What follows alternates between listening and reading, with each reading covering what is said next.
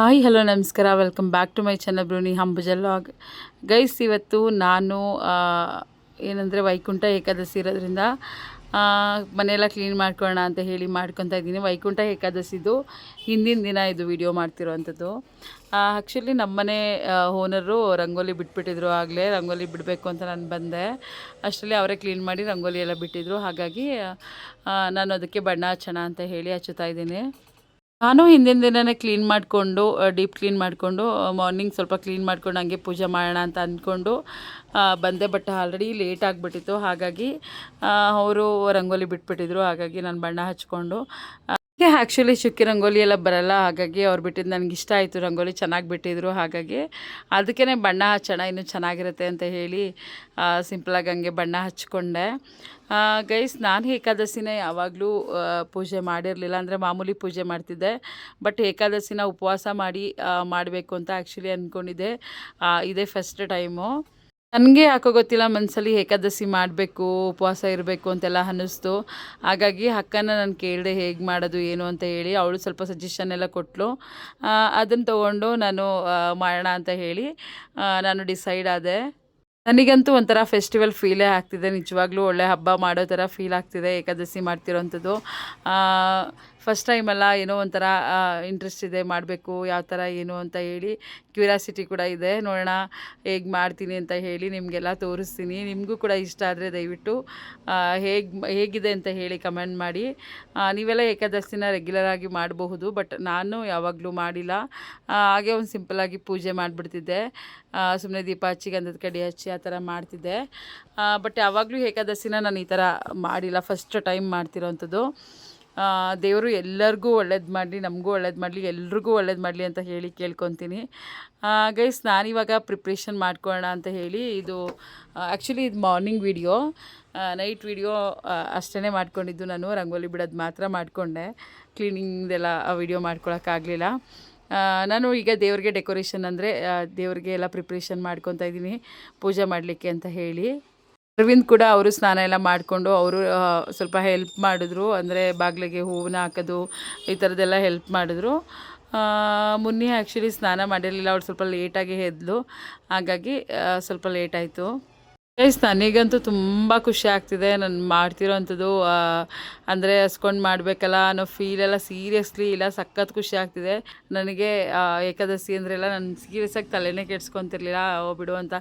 ಅಂದರೆ ನನಗೆ ಯಾವಾಗಲೂ ಅಷ್ಟೇ ವೆಂಕಟರಾಮ ಸ್ವಾಮಿ ಅಂದರೆ ತುಂಬ ಇಷ್ಟ. ಇವಾಗ ಅಂತಲ್ಲ, ನಂಗೆ ಮೊದಲಿಂದನೂ ತುಂಬ ಇಷ್ಟ. ಆದರೆ ನಾನು ಏಕಾದಶಿ ಎಲ್ಲ ಮಾಡ್ತಿರ್ಲಿಲ್ಲ. ಸುಮ್ಮನೆ ಹಾಗೆ ಪೂಜೆ ಮಾಡ್ಕೊಂಬಿಡ್ತಿದ್ದೆ. ಏನಾದರೂ ಟೆಂಪಲ್ಗೆ ಹೋಗೋದಾದರೆ ಹೋಗ್ತಿದ್ದೆ. ನಾನು ಏಕಾದಶಿಗೆ ಒಂದು ಸರಿ ಏನೋ ಟೆಂಪಲ್ಗೆ ಹೋಗಿದ್ದೀನಿ, ತುಂಬ ಟೈಮ್ ಏನು ಹೋಗಿಲ್ಲ ಯಾವಾಗ್ಲೂ. ಗೈಸ್, ಮಾಡಿ ವೆಂಕಟರಾಮ ಸ್ವಾಮಿನ ನಂಬಿದ್ರೆ ಸೀರಿಯಸ್ಲಿ ಒಳ್ಳೆಯದಾಗತ್ತೆ. ಅದಂತೂ ನನಗೆ ಗೊತ್ತು. ನಾನು ಅಂಗಡಿ ಮಾಡಿರೋ ಅಂಥದ್ದು, ನನ್ನ ಬಟ್ಟೆ ನಾನು ಶುರು ಮಾಡಿದಂಥದ್ದು ಎಲ್ಲನೂ ವೆಂಕಟರಾಮ ಸ್ವಾಮಿ ದೇವಸ್ಥಾನಕ್ಕೆ ಮೊದಲು ಹೋಗಿ ನಾನು ಅಲ್ಲಿ ಕೇಳಿಕೊಂಡು ನಾನು ಮಾಡ್ತೀನಿ, ಇದು ನಿಮ್ಗೆ ಒಳ್ಳೇದು ಮಾಡಬೇಕು ಅಂತ ಹೇಳಿ ಕೇಳಿಕೊಂಡು ಬಂದು ಸ್ಟಾರ್ಟ್ ಮಾಡಿರೋವಂಥದ್ದು. ನಾನು ಇದನ್ನು ಆಲ್ರೆಡಿ ನಿಮಗೆ ತುಂಬ ಸರಿ ಹೇಳಿದ್ದೀನಿ ಈ ವಿಷಯನ. ಬಟ್ ನಾನು ಯಾವಾಗಲೂ ಏಕಾದಶಿ ಮಾಡ್ತಿರಲಿಲ್ಲ ಅಷ್ಟೇ. ಬಟ್ ಈ ಸರಿ ತುಂಬ ಚೆನ್ನಾಗಿ ಪ್ರಿಪ್ರೇಷನ್ ಮಾಡಿಕೊಂಡು ತುಂಬ ನೀಟಾಗಿ ಭಕ್ತಿಯಿಂದ ಮಾಡಿದ್ದೀನಿ. ಆ ದೇವ್ರು ನನಗೆ ಒಳ್ಳೇದು ಮಾಡಲಿ ಅಂತ ಹೇಳಿ. ದೇವ್ರು ಎಲ್ರಿಗೂ ಕೂಡ ಒಳ್ಳೇದು ಮಾಡಲಿ ನನ್ನ ಕಡೆಯಿಂದ ಅಂತಲ್ಲ. ನೀವು ಕೂಡ ಪೂಜೆ ಮಾಡಿರ್ತೀರ, ನೀವು ಮಾಡಿಲ್ಲ ಅಂದ್ರೂ ಕೂಡ ನನ್ನ ಕಡೆಯಿಂದನೂ ಕೂಡ ಎಲ್ರಿಗೂ ಒಳ್ಳೇದು ಮಾಡಲಿ ಅಂತ ಹೇಳಿ ಕೇಳ್ಕೊತೀನಿ. ನಮಗೂ ಮನೇಲಿ ನಾನಾ ಥರ ಪ್ರಾಬ್ಲಮ್ಸ್ಗಳಿರುತ್ತೆ, ಎಲ್ರಿಗೂ ಕೂಡ ಅಷ್ಟೇ ಇರುತ್ತೆ. ಬಟ್ ಯಾರಿಗೂ ಹೇಳ್ಕೊಳಕ್ಕಾಗಲ್ಲ. ಯಾಕೆಂದರೆ ಒಬ್ರಿಗೆ ಆರೋಗ್ಯದ ಪ್ರಾಬ್ಲಮ್ ಇರುತ್ತೆ, ಒಬ್ರಿಗೆ ಏನೋ ಆರ್ಥಿಕವಾಗಿ ಪ್ರಾಬ್ಲಮ್ ಇರುತ್ತೆ, ಒಬ್ರಿಗೇನೋ ಇನ್ನೊಂದು ಥರ ಪ್ರಾಬ್ಲಮ್ ಇರುತ್ತೆ. ಎಲ್ಲರೂ ಕೂಡ ನಮ್ಮ ಕೈಲಿ ಆಗೋದೇನೆಂದರೆ ದೇವ್ರಿಗೆ ಒಂದು ದೀಪ ಹಚ್ಚಿ ಒಂದು ಗಂಧದ ಕಡ್ಡಿ ಹಚ್ಚಿ ಪೂಜೆ ಮಾಡ್ತೀವಿ ಅಷ್ಟೇ. ದೇವ್ರನ್ನ ನಾವು ಬೇಡೋದ್ರಿಂದ ಏನೋ ಒಂದು ರೀತಿಯಲ್ಲಿ ನಮಗೆ ಪಾಸಿಟಿವ್ ಎನರ್ಜಿ ಕೊಡುತ್ತೆ, ಒಳ್ಳೇದು ಮಾಡುತ್ತೆ ಅನ್ನೋ ಒಂದು ನಂಬಿಕೆ ಇಟ್ಕೊಬೇಕು ನಾವು. ಒಳ್ಳೇದಾಗೇ ಆಗುತ್ತೆ. ನಾನೇ ನೋಡಿರೋ ಪ್ರಕಾರ ನಮ್ಗೆ ಏನೇ ಪ್ರಾಬ್ಲಮ್ಸ್ ಇರ್ಬೋದು, ವೆಂಕಟರಾಮ ಸ್ವಾಮಿ ದೇವರು ನಾವು ಒಂದು ಚಿಕ್ಕದಾಗಿ ಬಟ್ಟೆನ ತಂದು ನಾವು ಸೇಲ್ ಮಾಡಿದಂಥದ್ದು ಇವತ್ತು ಅಂಗಡಿ ಮಾಡೋಕ್ಕೂ ಕೂಡ ನನಗೆ ಈ ದೇವರೇ ಕಾರಣ. ಅಂದರೆ ನಮಗೇನೇ ಪ್ರಾಬ್ಲಮ್ ಇರ್ಬೋದು, ನಮಗೇನೇ ಕ್ರಿಟಿಕಲ್ ಬಂದ್ರೂ ನಾನಂತೂ ಸೀದಾ ಹೋಗೋದೇ ವೆಂಕಟರಾಮ ಸ್ವಾಮಿ ದೇವಸ್ಥಾನಕ್ಕೆ. ಅಲ್ಲಿ ಹೋಗಿ ನಾನು ಬೇಡ್ಕೊಂಡ್ರೆ ಆ ಟೈಮ್ಗೆ ನನಗೆ ನಿರಾಳ ಆಗುತ್ತೆ. ಆ ಟೈಮ್ಗೆ ನಾನು ಏನಾದರೂ ಒಂದು 100ಗೆ ಒಂದು 90% ಆದರೂ ಕೆಲಸ ಆಗುತ್ತೆ. ಆ ಒಂದು ನಂಬಿಕೆ ನನಗಿದೆ. ವೆಂಕಟರಾಮ ಸ್ವಾಮಿ ಏನು ನಮ್ಮ ಮನೆ ದೇವರಲ್ಲ, ಆದರೆ ಹಾಗಂತ ಪೂಜೆ ಮಾಡಬಾರ್ದು ಅಂತ ಯಾವುದೇ ರೂಲ್ಸ್ ಇಲ್ಲ. ಯಾಕೆಂದರೆ ರಾಯರು ಎಷ್ಟು ಜನಕ್ಕೆ ಮನೆ ದೇವರಾಗಿದ್ದಾರೆ, ಯಾರಿಗೂ ಮನೆ ದೇವರಲ್ಲ. ಆದರೂ ರಾಯರನ್ನ ಎಲ್ಲರೂ ಪೂಜೆ ಮಾಡ್ತಾರೆ. ಸೊ ಹಾಗಾಗಿ ನನಗೂ ಆ ದೇವರು ಈ ದೇವರು ಅಂತಲ್ಲ, ಎಲ್ಲ ದೇವ್ರೂ ಇಷ್ಟನೇ. ಅಂದರೆ ವೆಂಕಟರಾಮ ಸ್ವಾಮಿ ಅಂದರೆ ಏನೋ ಒಂಥರ ಇಷ್ಟ. ಅಂದರೆ ನನಗೆ ಗೊತ್ತಿಲ್ಲ, ಅತಿ ಹತ್ತಿರದಲ್ಲಿ ನಾನೇನಾದರೂ ಮಾಡಬೇಕು ಅಂದಾಗ ಬೇಗ ಸಿಕ್ತಂಥ ದೇವಸ್ಥಾನ ಅಥವಾ ಬೇಗ ನನಗೆ ವರ ಕೊಟ್ಟಂಥ ದೇವಸ್ಥಾನ ಅಂತ ಹೇಳಿದ್ರೆ ಅದು ವೆಂಕಟರಾಮ ಸ್ವಾಮಿ ದೇವಸ್ಥಾನ, ರಾಯರು. ಆ ನಂಬಿಕೆ ನನಗಿದೆ, ಅದಕ್ಕೆ ನಂಗೆ ತುಂಬ ಇಷ್ಟಪಟ್ಟು. ರಾತ್ರಿ ರಂಗೋಲಿ ಇದೆಲ್ಲ ಮಾಡಿಕೊಂಡು ಮನೆಯೆಲ್ಲ ಕ್ಲೀನ್ ಮಾಡ್ಕೊಂಡಿದ್ದೆ. ಆದರೂ ಬೆಳಗ್ಗೆ ಎದ್ದೊಂದು ಸರಿ ಮನೆ ಕ್ಲೀನ್ ಮಾಡಿ ಹೊಸ್ಲಿಗೆ ಮತ್ತು ತುಳಸಿ ಹತ್ರ ಈ ಥರ ರಂಗೋಲಿನೂ ಕೂಡ ಬಿಟ್ಕೊಂಡೆ. ನನಗೆ ಆ್ಯಕ್ಚುಲಿ ರಂಗೋಲಿ ಅಷ್ಟೊಂದು ತುಂಬ ಚೆನ್ನಾಗಿ ಬಿಡೋಕ್ಕೆ ಬರೋಲ್ಲ, ಆದ್ರೂ ಏನೋ ಪ್ರಯತ್ನ ಮಾಡಿ ನಾನು ಬಿಟ್ಕೊತೀನಿ. ಈ ಥರ ರಂಗೋಲಿ ಬಿಟ್ಟು ಮತ್ತು ದೇವರಿಗೆಲ್ಲ ರೆಡಿ ಮಾಡ್ಕೊತಾ ಇದ್ದೆ. ಏಲಕ್ಕಿ ಹಾರನ ಮಾಡಿ ಹಾಕಬೇಕು ಅಂತ ಹೇಳಿ ಇನ್ಸ್ಟಾಗ್ರಾಮ್ ಪೇಜಲ್ಲಿ ಒಂದರಲ್ಲಿ ನೋಡಿದ್ದೆ. ಅದು ನನಗೆ ಓಕೆ ಮಾಡಿದ್ರೆ ಒಳ್ಳೆಯದಾಗತ್ತೆ ಅನ್ನೋ ಒಂದು ಇಂಟ್ರೆಸ್ಟ್ ಬಂತು, ಮಾಡಲೇಬೇಕು ಅಂತ ಹೇಳಿ. ಅಕ್ಕನೂ ಕೂಡ ಫೋನ್ ಮಾಡಿ ಹೇಳಿದ್ಲು, ಈ ಥರ ಏಲಕ್ಕಿ ಹಾರನ ಮಾಡಿ ಹಾಕು, ಇವತ್ತು ಒಳ್ಳೆಯದು ಅಂತ ಹೇಳಿ. ಹಾಗಾಗಿ ಏಲಕ್ಕಿ ಹಾರನ ಮಾಡಿ ನಾನು ವೆಂಕಟರಾಮ ಸ್ವಾಮಿದು ಒಂದು ವಿಗ್ರಹನ ನಾನು ಆ್ಯಕ್ಚುಲಿ ಫೋಟೋ ಇಟ್ಕೊಂಡಿರಲಿಲ್ಲ ವೆಂಕಟರಾಮ ಸ್ವಾಮಿದು. ನಮ್ಮ ಅಂಗಡೀಲಿ ನನಗೆ ನನ್ನ ಮೊಬೈಲ್ ತೊಗೊಂಡಾಗ ಗಿಫ್ಟಾಗಿ ಕೊಟ್ಟಿದ್ದರು, ಅದನ್ನು ನಾನು ಅಂಗಡೀಲಿ ಇಟ್ಕೊಂಡಿದ್ದೆ. ಅಂಗಡೀಲಿ ವೆಂಕಟರಾಮ ಸ್ವಾಮಿ ದೇವ್ರ ಫೋಟೋ ಆಲ್ರೆಡಿ ಇರೋದ್ರಿಂದ ನಾನು ಅಲ್ಲಿಂದ ಇದನ್ನ ಎತ್ಕೊಂಬಂದು ಪೂಜೆಗೆ ಇಟ್ಕೊಳ್ಳೋಣ ಅಂತ ಹೇಳಿ ಪೂಜೆಗೆ ಇಟ್ಕೊಂಡೆ. ಗೈಸ್, ಈ ಥರ ಎಲ್ಲ ತಿಳ್ಕೊಂಡು ನಾವು ಮಾಡೋದ್ರಿಂದ ಪಾಸಿಟಿವ್ ಎನರ್ಜಿ ಬರುತ್ತೆ ಮನೆಯಲ್ಲಿ. ಯಾವುದೇ ನೆಗೆಟಿವ್ ಥಾಟ್ಸ್ಗಳು ಅಥವಾ ನೆಗೆಟಿವಿಟಿ ಏನಾದ್ರು ಇದ್ದರೆ ಮನೆಯಿಂದ ಹೊರಗೆ ಹೋಗುತ್ತೆ, ಪಾಸಿಟಿವಿಟಿ ಮನೆಗೆ ಬರುತ್ತೆ, ಒಳ್ಳೆಯದಾಗತ್ತೆ ಅಂತ ಹೇಳಿ ನಾನು ಅಂದ್ಕೊಂಡಿದ್ದೀನಿ. ಹಾಗಂತ ಎಲ್ಲನೂ ನಾನು ಮಾಡಲ್ಲ, ನನಗೆ ಓಕೆ ಅಂತ ಅನ್ಸೋದನ್ನು ನಾನು ಮಾಡ್ತೀನಿ. ಗೈಸ್, ನೆಕ್ಸ್ಟು ನಾನು ಇನ್ನೊಂದು ಮಾಡಬೇಕು ಅಂತ ಅಂದ್ಕೊಂಡಿದ್ದೀನಿ. ಅಂದರೆ ಸಕ್ಕರೆ ದೀಪನ ಹಚ್ಚಬೇಕು ಅಂತ ಹೇಳಿ ಹಾಲ್ನಲ್ಲಿ ಕುತ್ಕೊಂಡು ಉತ್ತರಾಭಿಮುಖವಾಗಿ ದೀಪನ ಹಚ್ಚಬೇಕು ಅಂತ ಹೇಳಿದರು. ಅಂದರೆ ಸಕ್ಕರೆ ದೀಪನ ಹಚ್ಚಬೇಕು ಅಂತ ಹೇಳಿ. ಹಾಗಾಗಿ ನಾನು ಸಕ್ಕರೆ ದೀಪ ಹಚ್ಚಲಿಕ್ಕೆ ಅಂತ ಹೇಳಿ ಹಾಲಲ್ಲಿ ಪ್ರಿಪ್ರೇಷನ್ ಮಾಡ್ಕೊತಾ ಇದ್ದೀನಿ. ದೀಪ ಹಚ್ಚೋಕ್ಕೆ ಮುಂಚೆ ಈ ಥರ ಹೂವೆಲ್ಲ ಇಟ್ಟು ಮಾಡಿದ್ರೆ ಒಂಥರ ಏನೋ ಖುಷಿ ಕೊಡುತ್ತೆ. ಹಾಗಾಗಿ ನಾನು ಈ ಥರ ಹೂವಿನ ಅಲಂಕಾರ ಮಾಡ್ಕೊತೀನಿ ಫಸ್ಟು.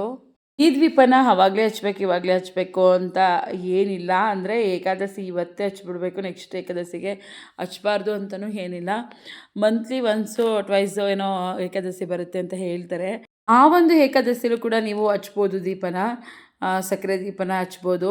ನಾನು ದೀಪಕ್ಕೆ ಮೊದಲು ಗಂಧನ ಫುಲ್ಲು ಹಾಕ್ಕೊಂಡಿದ್ದೀನಿ. ಅಂದರೆ ದೀಪಕ್ಕೆ ಪೂರ್ತಿ ಗಂಧನ ಹಾಕ್ಕೊಂಡಿದ್ದೀನಿ. ಗಂಧನಾರು ಹಾಕ್ಬೋದು ಅಥವಾ ಅರಿಶಿನಾರು ಹಾಕ್ಬೋದು.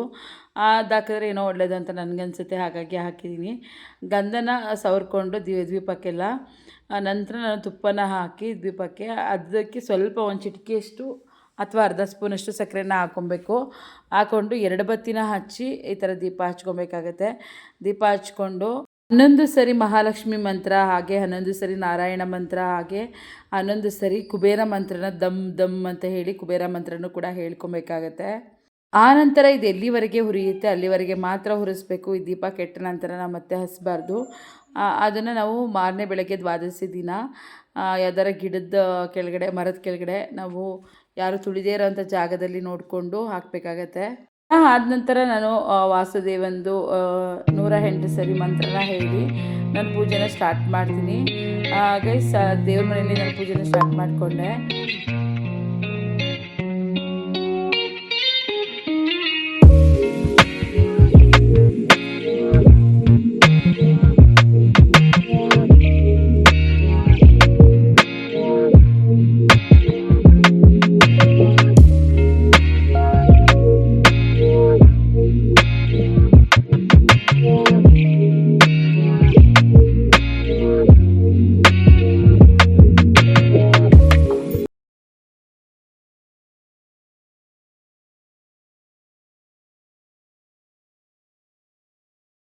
ಗೈಸ್, ಇದನ್ನೆಲ್ಲ ಮಾಡಿಕೊಂಡು ಸಂಜೆ ದೇವಸ್ಥಾನಕ್ಕೆ ಹೋಗೋಣ ಅಂತ ಅಂದ್ಕೊಂಡಿದ್ದೀನಿ.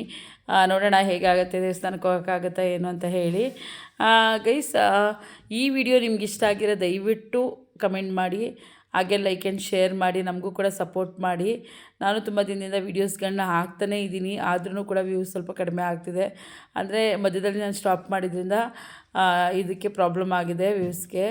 ಗಾಯ್ಸ್, ಈ ವಿಡಿಯೋಗೆ ಇಷ್ಟ ಆಗಿದ್ರೆ ಏನು ಮಾಡಬೇಕು ಅಂತ ನಿಮ್ಗೆ ಗೊತ್ತಲ್ಲ, ಕಮೆಂಟ್ ಮಾಡಿ ಹೇಗಿತ್ತು ಅಂತ ಹೇಳಿ. ನಿಮಗೂ ಕೂಡ ಆ ವಿಡಿಯೋ ಇಷ್ಟ ಆಗಿದ್ರೆ ನೀವು ಕೂಡ ಏಕಾದಶಿನ ಇದೇ ಥರ ಮಾಡಿ ನೆಕ್ಸ್ಟು. Thank you.